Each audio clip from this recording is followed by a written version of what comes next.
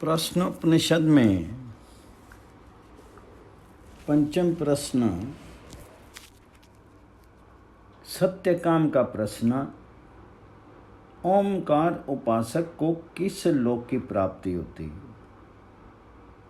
तदनंतर उन पिप्लाद मुनि से शिवी पुत्र सत्यकाम ने पूछा, भगवान, मनुष्यों में जो पुरुष प्राण प्रयाण पर्यंत इस ओमकार का चिंतन करें, वह उस ओमकार उपासना से किस लोक को जीत लेता है।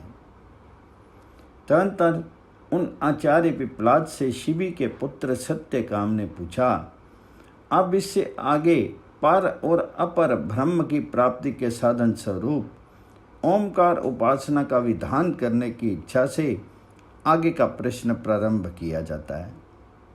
हे भगवान, मनुष्यों में मनुष्य जाति के बीच जो कोई आश्चर्य सदृश विरल पुरुष मरण पर्यंत यव जीवन ओंकार का अभिध्यान अर्थात मुख्य रूप से चिंतन करे, वह किस लोक को जीत लेता है। इंद्रियों को बाह्य विषयों से हटा करके और चित्त को एकाग्र करके उसे भक्ति के द्वारा जिसमें ब्रह्म भाव की प्रतिष्ठा की गई है, उस ओमकार में इस प्रकार लगा देना कि आत्म प्रत्यय संतति का विच्छेद ना हो, भिन्न जातीय प्रतीतियों से उसे बाधा ना आवे तथा वह वायुहीन स्थान में रखे हुए दीपक की शिखा के समान स्थित हो जाए, ऐसा ध्यान ही अभिध्यान शब्द का अर्थ है। सत्य, ब्रह्मचर्य, अहिंसा, अपरिग्रह, त्याग, संन्यास, शौच, संतोष, निष्कपटता आदि अनेक यम नियमों से संपन्न होकर के यव जीवन ऐसा व्रत धारण करने वाले को भलो कौन सा लोक प्राप्त होगा, क्योंकि ज्ञान और कर्म से प्राप्त होने योग्य तो बहुत से लोक हैं, उनमें उस ओमकार चिंतन द्वारा वह किस लोक को जीत लेता है। ओमकार उपासना से प्राप्तव्य पर अथवा अपर ब्रह्म। उससे उस पिप्लाद ने कहा, हे सत्यकाम, ये जो ओमकार है वही निश्चय पर और अपर ब्रह्म है। अतः विद्वान इसी के आश्रय से उनमें से किसी एक ब्रह्म को प्राप्त हो जाता है। इस प्रकार पूछने वाले सत्यकाम से पिप्लाद ने कहा, हे सत्यकाम, यह पर और अपर ब्रह्म, पर अर्थात सत्य अक्षर अथवा पुरुष संज्ञक ब्रह्म तथा जो प्रथम विकार रूप प्राण नामक अपर ब्रह्म है, वह ओमकार ही है।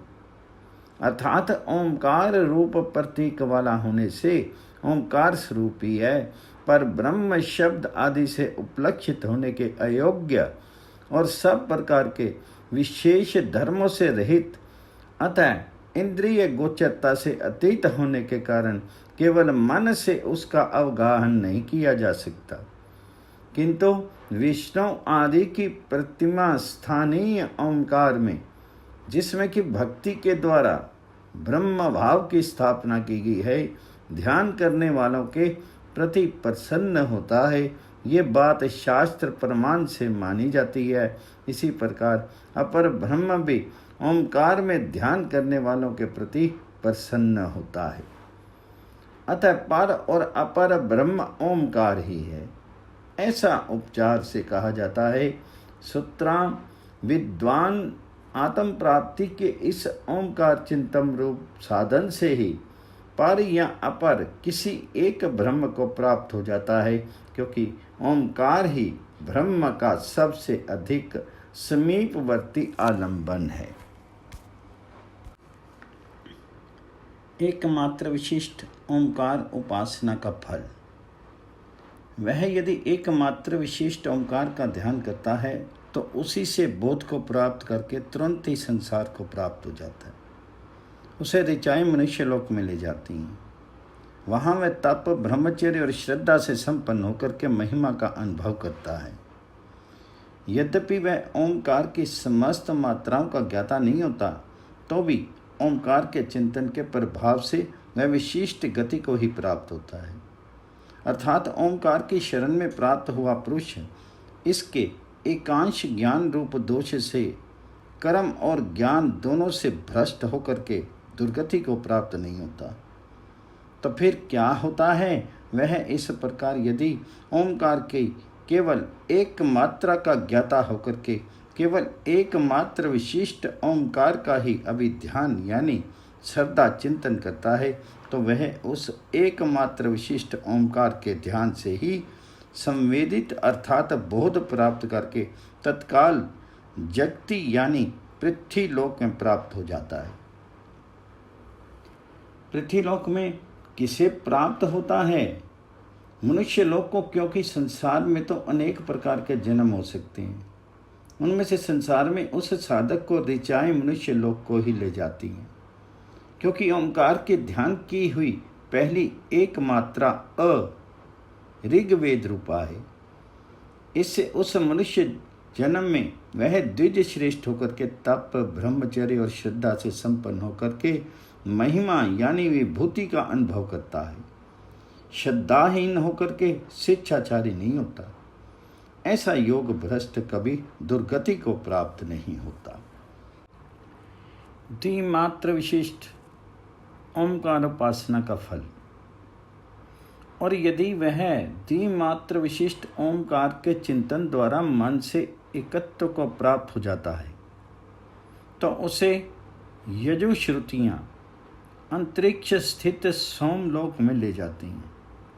तदनंतर सोमलोक में विभूति के अनुभव करके वह फिर लौट आता है। और यदि वह दो मात्राओं अ उ के विभाग का ज्ञाता होकर के द्विमात्र विशिष्ट ओंकार का चिंतन करता है, तो वह सोम ही जिसका देवता है उस स्वप्नात्मक यजुर्वेद स्वरूप मननीय मन को प्राप्त होता है, अर्थात एकाग्रता द्वारा उनके आत्म भाव को प्राप्त हो जाता है, यानी उसे ही अपना आप मानने लगता है। इस अवस्था में मृत्यु को प्राप्त होने पर वह अंतरिक्ष आधार द्वितीय मात्रा रूप सोमलोक में द्वितीय मात्रा रूप यजु श्रुतियों द्वारा सोमलोक को ले जाया जाता है, अर्थात यजु श्रुतियाँ उसे सोमलोक संबंधी जन्म प्राप्त कराती हैं। उस सोमलोक में विभूति का अनुभव करके वह फिर मनुष्य लोक में लौट आता है।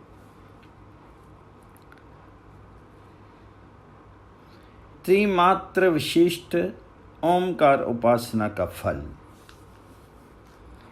किंतु जो उपासक त्रिमात्र विशिष्ट ओम इस अक्षर द्वारा इस परम पुरुष की उपासना करता है, वह तेजों में सूर्य लोक को प्राप्त होता है। सर्प जिस प्रकार कैंचली से निकल आता है, उसी प्रकार वह पापों से मुक्त हो जाता है। वह साम श्रुतियों द्वारा ब्रह्मलोक में ले जाया जाता है और इस जीवन घन से भी उत्कृष्ट हृदय स्थित परम पुरुष का साक्षात्कार करता है। इस संबंध में ये 2 श्लोक हैं। परंतु जो पुरुष इस 3 मात्राओं वाले 3 मात्रा विषयक विज्ञान से युक्त ओम इस अक्षरात्मक प्रतीक रूप से पर अर्थात सूर्य मंडल के अंतर्गत पुरुष का चिंतन करता है, वह उस चिंतन के द्वारा ही ध्यान करता हुआ तृतीय मात्रा रूप होकर के तेजों में सूर्य लोक में स्थित हो जाता है। वह मृत्यु के पश्चात भी चंद्रलोक आदि के समान सूर्य लोक से लौट कर नहीं आता, बल्कि सूर्य में लीन हुआ ही स्थित रहता है। परम चाप्रम च ब्रह्म इस अभेद श्रुति द्वारा ओंकार का प्रतीक रूप से आलंबनत्व बतलाया गया है। ब्रह्म प्राप्ति में उसका साधनत्व नहीं बतलाया गया। अन्यथा बहुत सी श्रुतियों से जो ओंकारम ऐसी द्वितीय विभक्ति आई है वह बाधित हो जाएगी। यद्यपि अमित्येतेन इस पद में तृतीय विभक्ति होने के कारण इसका कर्णत्व साधनत्व मानना भी ठीक है, तथापि तजेदेकम कुलस्यार्थे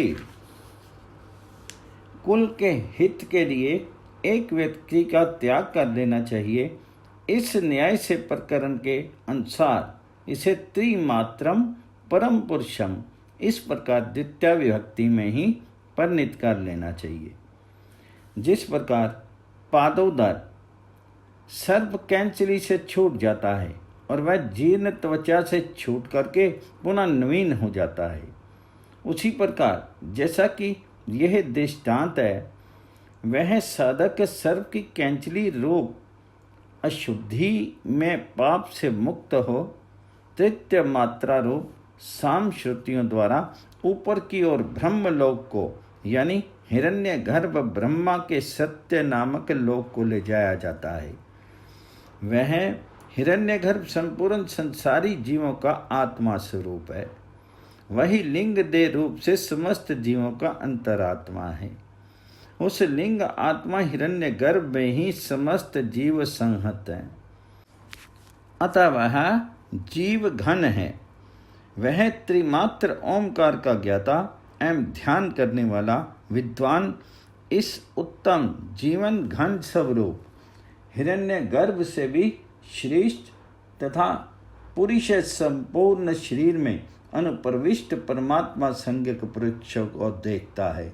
इस उपयुक्त अर्थ को ही प्रकाशित करने वाले ये 2 श्लोक यानी मंत्र हैं। ओमकार की 3 मात्राओं की विशेषता। ओमकार की 3 मात्राएं पृथक पृथक रहने पर मृत्यु से युक्त हैं। वे ध्यान क्रिया में प्रयुक्त होती हैं और परस्पर संबद्ध तथा अन्य प्रयुक्ता जिनका विपरीत प्रयोग न किया गया हो ऐसी हैं। इस प्रकार बाह्य जागृत, अभ्यंतर शक्ति और मध्यम स्वप्न स्थानीय क्रियाओं में उनका सम्यक प्रयोग किया जाने पर ज्ञाता पुरुष विचलित नहीं होता। ओमकार की अकार, उकार और मकार ये 3 मात्राएं मृत्युमती हैं, जिनकी मृत्यु विद्यमान है, जो मृत्यु की पहुंच से परे नहीं है, अर्थात मृत्यु की विषय भूता ही हैं। उन्हें मृत्युमती कहते हैं। वे आत्मा की ध्यान क्रियाओं में प्रयुक्त होती है और अन्यायोसक्त यानी एक दूसरे से संबंध है, तथा वे अनविप्रयुक्ता हैं, जो विशेष रूप से एक विषय में ही प्रयुक्त हो वे विप्रयुक्ता कहलाती हैं, तथा जो विप्रयुक्ता ना हो उन्हें अविप्रयुक्ता कहते हैं, और जो अविप्रयुक्ता नहीं हैं वे ही अनविप्रयुक्ता कहलाती हैं। जो इससे सिद्ध हुआ, इस प्रकार विशेष रूप से एक ही बाह्य, अभ्यंतर और मध्यम 3 क्रियाओं में यानी ध्यान काल में जागृत, स्वप्न और सुषुप्ति के अभिमानी विश्व, तेजस और प्राज्ञ अथवा समष्टि रूप से विराट, हिरण्यगर्भ और ईश्वर, इन तीनों पुरुषों के अभिध्यान रूप योग क्रियाओं के सम्यक प्रयोग किए जाने पर, सम्यक ध्यान काल में प्रयोजित होने पर ज्ञानी योगी अर्थात ओंकार की मात्राओं के पूर्वोक्त विभाग को जानने वाला साधक विचलित नहीं होता। इस प्रकार जानने वाले उस योगी का विचलित होना सिद्ध नहीं होता, क्योंकि जागृत, स्वप्न और सुषुप्ति के अभिमानी पुरुष अपने स्थानों के सहित मात्रा त्रय रूप ओमकार स्वरूप में देखे जा चुके हैं। इस प्रकार सर्वात्मभूत और ओमकार स्वरूपता को प्राप्त हुआ वह विद्वान कहाँ से और किसके प्रति विचलित होगा।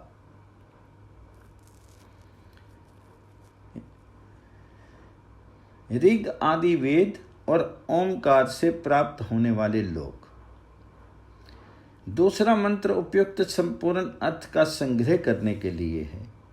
साधक ऋग्वेद द्वारा इस लोक को, यजुर्वेद द्वारा अंतरिक्ष को और सामवेद द्वारा उस लोक को प्राप्त होता है जिसे विज्ञ जन जानते हैं, तथा उस ओंकार रूप आलंबन के द्वारा ही विद्वान उस लोक को प्राप्त होता है जो शांत, अजर, अमर, अभय एवं सबसे पर है, श्रेष्ठ है।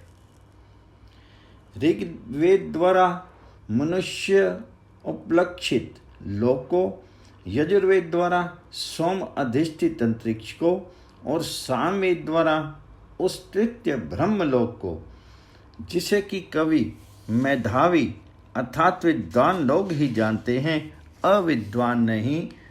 इस क्रम से ओंकार रूप साधना के द्वारा ही विद्वान अपर ब्रह्म स्वरूप इस त्रिविध लोक को प्राप्त हो जाता है, अर्थात इन तीनों का अनुगमन करता है और ओंकार से ही वह उस अक्षर सत्य और पुरुष संज्ञक पर ब्रह्म को प्राप्त होता है, जो शांत अर्थात जागृत, स्वप्न और सुषुप्ति आदि विशेष भाव से मुक्त तथा सब प्रकार के प्रपंच से रहित है। इसलिए जो अजर जरा शून्य अतः अमृत मृत्यु रहित है, क्योंकि वह जरा आदि विकारों से रहित है, इसलिए अभय रूप है और अभय होने के कारण ही पर नित्यशेय है।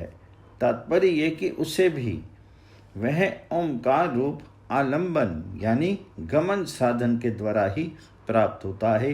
मंत्र के अंत में इति शब्द वाक्य की परिसमाप्ति के लिए है। पांचवा प्रश्न समाप्त।